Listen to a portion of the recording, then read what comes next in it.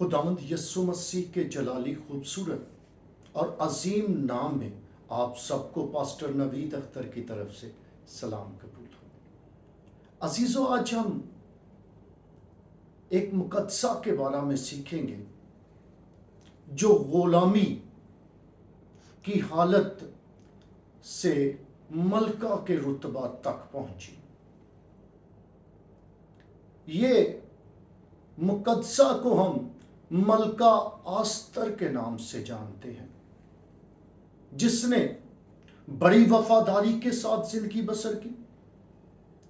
اس کے ماں باپ کا تعلق بنیامین کے ایک خاندان سے تھا جو نبوکدنضر کے دور میں غلام بن کر بابل میں آئے، اور اس غلامی میں رہتے ہوئے بھی خدا کے ساتھ وفادار رہے، اور خدا نے اس وفاداری کے عوض اسے ایک عام ہستی سے ملکہ کے عہدہ تک پہنچایا۔ اس کے لیے ہم کلام مقدس میں سے دیکھیں گے، عہد عتیق میں سے مقدس آستر کی کتاب، اس کا 2 باب اور اس کی 17ویں اور 18ویں آیت۔ جی، خدا کی زندہ کا نام یوں مرقوم ہے، اور بادشاہ نے آستر کو سب عورتوں سے زیادہ پیار کیا، اور وہ اس کی نظر میں ان سب کنواریوں سے زیادہ عزیز اور پسندیدہ ٹھہری۔ بس اس نے شاہی تاج اس کے سر پر رکھ دیا اور وشتی کی جگہ اسے ملکہ بنایا، اور بادشاہ نے سب عمرا اور ملازموں کے لیے ایک بڑی ضیافت یعنی آستر کی ضیافت کی، اور صوبوں میں معافی کی، اور شاہی کرم کے مطابق انعام بانٹے۔ آمین۔ خداوند کے زندہ کلام کے وسیلہ سے ہم برکت پائیں، آمین۔ یہ عزیز و واقعہ ہے نبوکدنضر بادشاہ کے فوت ہونے کے بعد اس کا بیٹا بلشجر بادشاہ بنا، لیکن اس نے بادشاہ بننے کے ساتھ ہی ایک بہت ہی گھنونا کام کیا، اور وہ گھنونا کام کیا تھا کہ اس نے ہیکل مقدسہ کے ظروف، جو مخصوص ظروف تھے، مخصوص برتن تھے، ان برتنوں کو منگوا کر اس میں اپنے وزراء کے ساتھ، اپنے مشیروں کے ساتھ میں خوری کی، اور میں نوشی کرنے کی وجہ سے خدا کو اس پر غصہ آیا، اور خدا نے اس کی حکومت کو ختم کر دیا، اور اس کی جگہ پر مادی پارس کے بادشاہ دارا بادشاہ کو وہ حکومت سونپی، مملکت سونپی۔ دارا بادشاہ کے مرنے کے بعد اس کا بیٹا اکسوریس بادشاہ بنا، جو 127 صوبوں کا بادشاہ تھا، آدھی دنیا سے زیادہ مملکت پر اس کی حکمرانی تھی۔ کلام مقدس میں درج ہے کہ جیسے ہی وہ بادشاہ بنا، اس نے ایک گرینڈ پارٹی کی، ایک بہت بڑی دعوت کی، جس میں اپنے تمام وزراء کو بلایا، تمام مشیروں کو بلایا، تمام صوبے داروں کو بلایا، کیونکہ وہ 127 صوبوں کے جتنے بھی حاکم ناظر تھے اس نے سب کو بلایا، پارٹی کی۔ اور جب پارٹی کا آخری دن تھا تو اس نے چاہا کہ اپنی خوبصورت ملکہ کو ان سب کے سامنے لائے، تاکہ اس کی خوبصورتی سے بادشاہ کی اور زیادہ تعریف ہو، اور اس ملکہ کا نام وشتی ملکہ تھا۔ کلام مقدس میں درج ہے، بادشاہ نے حکم بھیجا لیکن وہ ملکہ نہیں آئی۔ اس نے بادشاہ کے حکم کی نافرمانی کی، اور جیسے ہی نافرمانی کی بادشاہ غضبناک ہوا، اس نے اپنے مشیروں کو اکٹھا کیا، اپنے وزیروں کو اکٹھا کیا، اور مشیروں اور وزیروں نے اسے مشورہ دیا کہ بادشاہ اس ملکہ نے، وشتی ملکہ نے صرف تیری ہی انسلٹ نہیں کی، اس نے ہم سب کی بھی بے عزتی کی ہے۔ دیکھ جن عورتوں کے سامنے اسے انکار کیا ہے، وہ عورتیں کیا ہماری عزت کریں گی؟ ان عورتوں کی نظر میں بھی، ہماری بیویوں کے نظر میں بھی ہماری عزت خطرے میں پڑ گئی ہے۔ بادشاہ نے کہا کیا کیا جائے؟ اس نے کہا اسے ملکہ کے عہدے سے ہٹائیں، اسے ملکہ کے عہدے سے ہٹا کر اس سے ایک اور زیادہ خوبصورت، عقل مند، دانشمند ملکہ کا چناؤ کر۔ اور دیکھیے ایسے ہوگا کہ اپنے ملک سے جتنے بھی کمواریاں لڑکیاں، خوبصورت لڑکیاں، ان سب کو اکٹھا کیا جائے اور وہ سب بادشاہ کے سامنے پیش کی جائے، اور جو بادشاہ کو پسند آئے، جو بادشاہ کو پسند ہے، اسے ملکہ ٹھہرایا جائے۔ ان لڑکیوں میں، ان کنواری لڑکیوں میں ایک ابیخیل جو بنیامین کے قبیلہ کا تھا، اس کی بیٹی آستر بھی لائی گئی۔ حالانکہ ابیخیل کی وفات ہو چکی تھی، اس کی بیوی فوت ہو چکی تھی، لیکن اس کے ایک بھتیجا تھا جس کا نام مرتگی تھا۔ اس نے آستر کو اپنی بیٹی کی طرح پالا تھا۔ وہ بڑا خیال رکھتا تھا، بڑا پیار کرتا تھا۔ اس کے کہنے سے آستر بادشاہ کے محل میں گئی اور باقی لڑکیوں کی طرح اس کی دیکھ بھال ہونے لگی، لیکن آستر ان سب سے زیادہ بدتمیز اور وفادار تھی۔ وہ سب سے زیادہ خوبصورت تھی، وہ سب سے زیادہ عقل مند تھی۔ کیوں؟ کیونکہ خدا اس کے ساتھ تھا۔ اور کلام مقدس میں لکھا ہے جب بادشاہ کے سامنے وہ تمام لڑکیاں پیش کی گئی تو بادشاہ کو ان سب سے زیادہ آستر پر پیار آیا۔ اس نے اسے سب سے زیادہ عزیز سمجھا۔ اور کلام مقدس میں درج ہے، کلام مقدس میں لکھا ہوا ہے کہ شاہی تاج اس کے سر پر رکھا گیا، وشتی ملکہ کی جگہ پر وہ ملکہ بن گئی، اور بادشاہ نے ایک بہت بڑی ضیافت کی، اور اس کے ملکہ بننے کی خوشی میں اس نے عام معافی دے دی۔ بہت سے قیدیوں کو رہائی مل گئی اس کے ملکہ بننے کی وجہ سے۔ بہت سے لوگوں کو انعامات سے نوازا گیا، اور کلام مقدس میں درج ہے وہ ہنسی خوشی زندگی بسر کرنے لگی۔ اب اکسوریس بادشاہ کا ایک وزیر تھا جس کا نام حامان تھا۔ وہ تمام وزراء سے زیادہ بادشاہ کی نظر میں اہمیت رکھتا تھا، اور بادشاہ نے اس کے لیے اعلان کروایا تھا کہ جتنے بھی وزیر ہیں، جتنے بھی مشیر ہیں، جتنے بھی معزز لوگ ہیں، سب حامان کے آگے جھکا کریں، اس کی تعظیم کریں۔ لیکن اسی پھاٹک پر مرتگی بھی روزانہ بیٹھتا تھا۔ وہ استر کا احوال پتہ کرنے کے لیے روزانہ اس پھاٹک پر آتا تھا جو بادشاہ کے محل کے پاس تھا۔ اب کلام مقدس میں لکھا ہوا ہے واضح طور پر، کلام مقدس میں عزیزو واضح طور پر بیان ہے، جب حامان گزرتا تھا سب سجدہ کرتے تھے، لیکن مرتگی سجدہ نہیں کرتا تھا، کیونکہ خدا کے لوگ صرف خدا کو سجدہ کرتے ہیں۔ اس کا ذکر اگر ہم دانیال کی کتاب میں دیکھیں تو نبوکت نظر کے دور میں بھی ہوا کہ صدرک میشک ابدالنجو کو سزا ملی سجدہ نہ کرنے کی۔ بادشاہ نے ایک بہت بڑی مورت بنوائی، اور مورت کے آگے شاہ بابل کے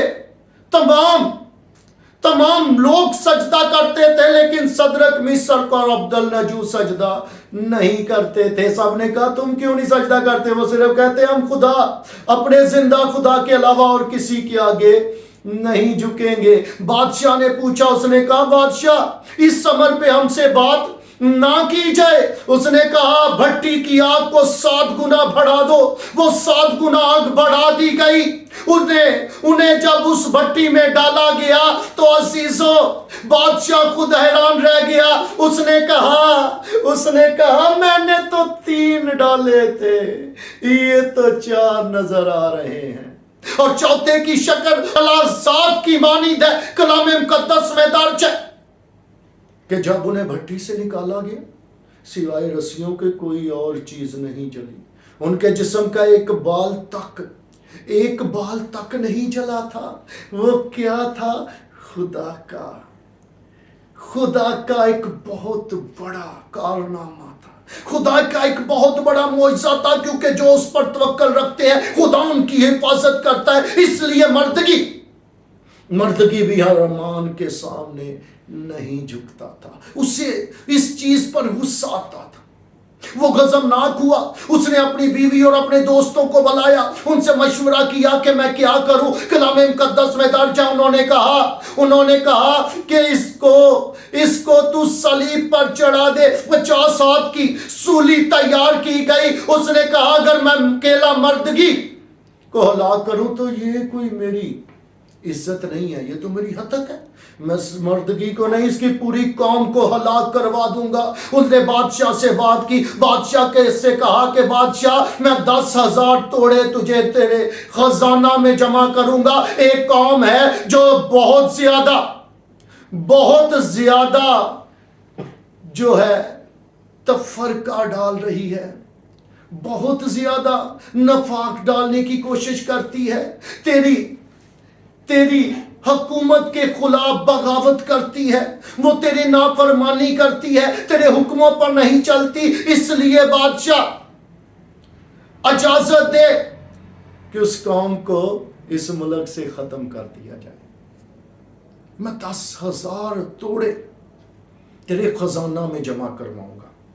کلام مقدس میں لکھا ہوا ہے، کلام مقدس میں عزیز واضح طور پر لکھا ہوا ہے، بادشاہ نے کہا کہ جا، وہ قوم بھی تجھے بخش دی گئی اور 10,000 توڑے بھی تجھے بخش دیے گئے، تو جو چاہتا ہے ان کے ساتھ کر۔ اور اپنی انگوٹھی دی، اس نے خط لکھوایا، اس پر بادشاہ کی انگوٹھی کی مہر کی۔ یاد رکھے عزیزو، یاد رکھے مادی اور فارس کی حکومت میں یہ قانون تھا کہ جس بھی حکم نامہ پر بادشاہ کی انگوٹھی کی مہر ہوتی تھی وہ قانون بدل نہیں سکتا تھا۔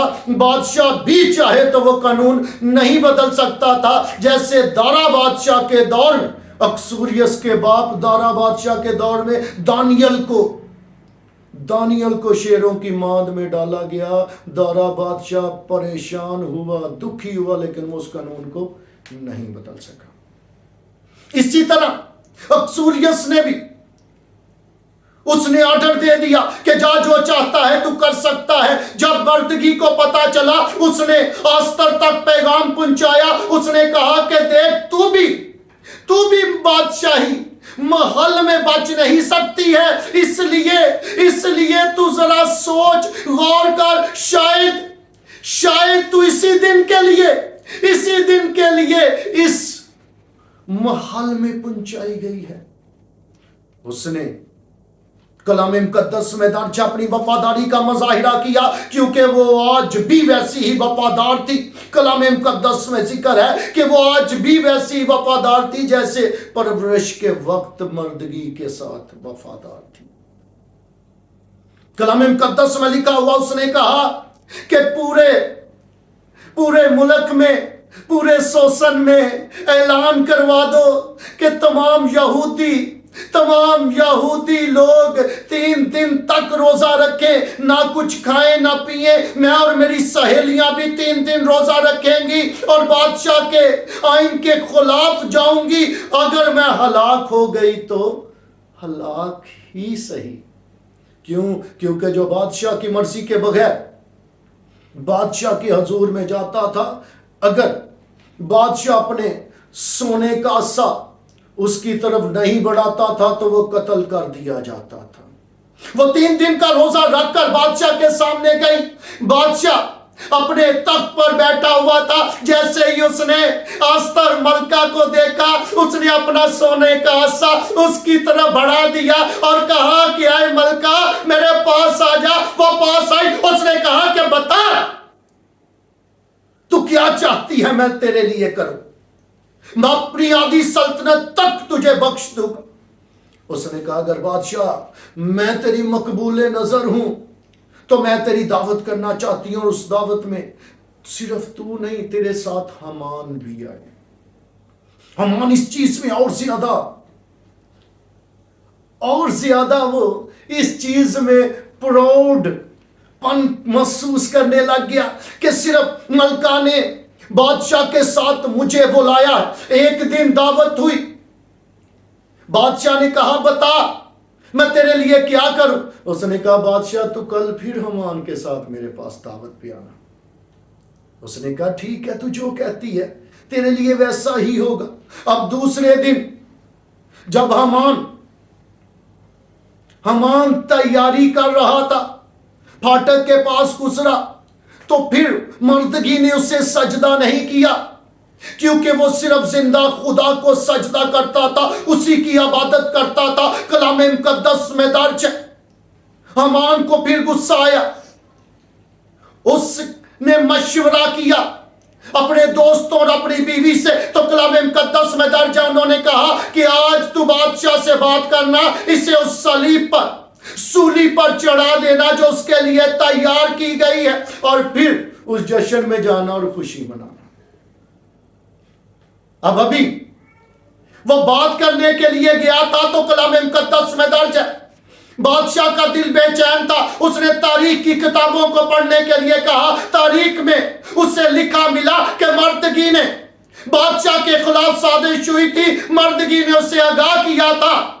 بادشاہ نے پوچھا اس شخص نے جس نے آگاہ کیا ہے کیا اس کی کوئی عزت ہوئی؟ انہوں نے کہا نہیں۔ بادشاہ نے کہا کیسے عزت ہو سکتی ہے؟ کیا کوئی دربار میں موجود ہے؟ انہوں نے کہا حمان آیا ہے۔ اس نے کہا بلاؤ حمان کو میرے پاس بلاؤ۔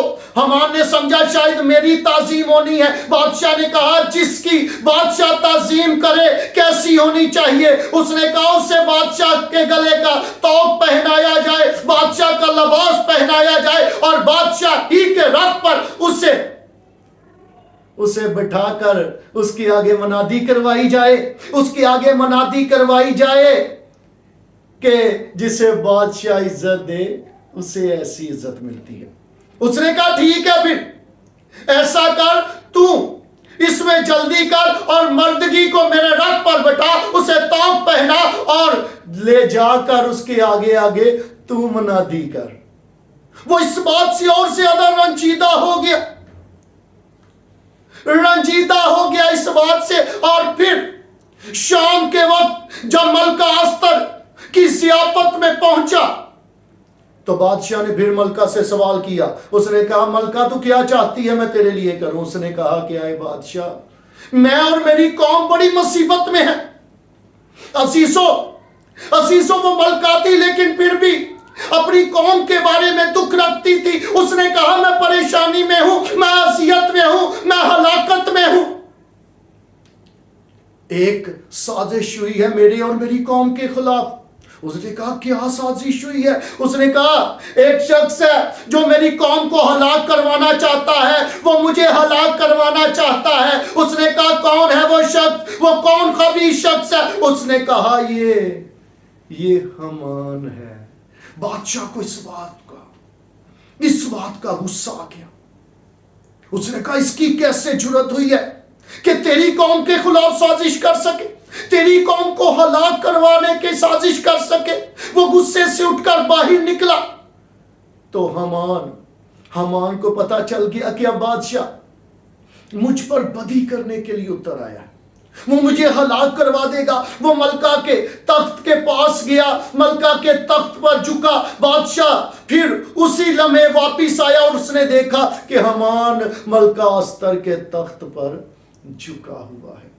وہ سمجھا شاید یہ ملکہ استر پر جبر کرنا چاہتا ہے، اسے اسی جگہ پر قتل کرنا چاہتا ہے۔ اس نے کہا تو میرے سامنے میری بیوی پر میری ملکہ پر جبر کر رہا ہے۔ اس نے کہا اسے لے جاؤ، اسے ہلاک کر دو۔ اسی کے محافظوں میں سے ایک شخص نے بتایا کہ بادشاہ اس نے تو مردگی کے لیے ایک صلیب بھی بنوائی ہے۔ بادشاہ نے کہا اسی صلیب پر اسے لٹکا دیا جائے، اسی صلیب پر اسے مصلوب کیا جائے، ہلاک کیا جائے، اور ساتھ اس کے 10 بیٹوں کو بھی اس صلیب پر ہلاک کیا جائے۔ 10 بیٹے، وہ خود تو جو ہے اس سولی پر ہلاک ہوا، عزیزوں اس کے 10 بیٹوں کو بھی صلیب دے دیا گیا۔ کیوں؟ کیونکہ اس نے خدا کے لوگوں کے خلاف سازش کی تھی، خدا کے لوگوں کے خلاف منصوبہ بنایا تھا، ان کی ہلاکت کا منصوبہ بنایا تھا۔ جو خدا کے لوگوں کے خلاف منصوبہ بناتا ہے، جو ان کو ہلاک کرنے کے در پہ ہوتا ہے، جو انہیں نقصان پہنچانا چاہتا ہے، خدا کبھی انہیں بے گناہ نہیں ٹھہراتا ہے۔ اس نے خدا کے لوگوں کے خلاف سازش کی، اسی کے خاندان پر پڑی، اسی کی کھوپڑی پر نازل ہوئی، اور اسے اور اس کے 10 بیٹوں کو صلیب پر چڑھا دیا گیا۔ اور یہ کس بدولت ہوا؟ یہ ملکہ استر کی وفاداری کی بدولت ہوا۔ اس لیے جو لوگ خداوند میں وفادار ہوتے ہیں، خدا انہیں برکت دیتا ہے۔ وہ خدا کے لوگوں کو نہیں بھولی، خدا نے اسے مرتبہ بخشا تو وہ خدا کے لوگوں کو نہیں بھولی۔ اس لیے عزیزو، اس لیے ہم نے بھی کبھی خدا کو نہیں بھولنا، خدا کے احکام کو نہیں بھولنا، خدا کے ساتھ وفادار رہنا ہے، اس کے احکام پر عمل کرنا ہے، اور یقیناً خداوند پھر ہمیں برکتوں سے نوازے گا اور ہمارے دشمنوں کو شکست ملے گی۔ خداوند ہمیں اس کلام کے وسیلہ سے برکت بخشے، آمین۔